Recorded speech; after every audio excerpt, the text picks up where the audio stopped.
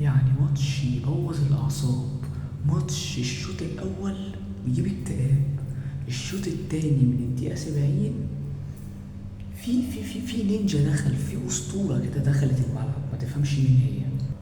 في كنز كان قاعد بره لطاهر محمد طاهر، اللي أصلا طول الوقت أنا ما شفتوش بيعمل حاجة، ما شفتوش، ولا هو ولا محمد شريف ولا بن شرقي. يا الله. احنا هنرجع تاني لحتة التغييرات وحتة التدريب والمدرب والقصص دي كلها، بس انا في لقطة كده بس لفتت انتباهي. الواد اللي جابوه الزملكاوي، جابوا الكاميرا كانت عليه وهو قاعد بيعيط بعد ما كانت الدقيقة 90 والاهلي كسبان 2-1، قاعد بيعيط صح؟ وكلنا سألنا عليه وقلنا يا عم دي كورة ومش عارف ايه.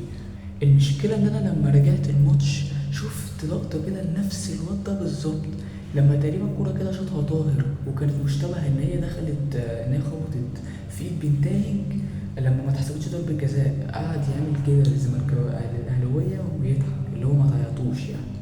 طب اهو يا سيدي ما عيطناش، كسبانين 1-0، انتوا كسبانين 1-0 واحنا اهو ما عيطناش يا عم، قاعدين بنتفرج على اعصابنا بس ما بنعيطش ولا زعلانين ولا حاجة، عادي. انت دخل فيك جونين وبقى 2-1 والدقيقة 90 وقاعد بتعيط، طب ليه يا حبيبي تشوف نفسك على الاهلي من الاول ليه؟ بس عادي، جمهور الزمالك بيغلط والاهلي بيعاقب، ده احنا حاجة متعودين عليها يعني.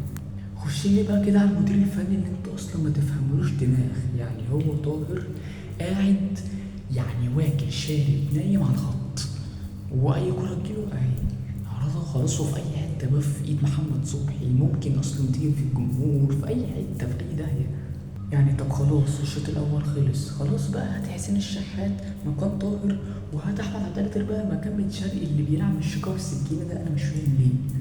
يعني اديك شفت حسين الشحات نزل جاب لك جون وعمل، يعني اصلا هو اللي عامل البري اسيست بطريقه روعه، ومحمد شريف طبعا لم اللمه الجامده بتاعته وفرش حسام عبد المجيد، وهو اللي اتحرك صح. حسين الشحات يا جماعه ما يقعدش دكه تاني، وهو اللي جاب لك ضربه الجزاء برضه.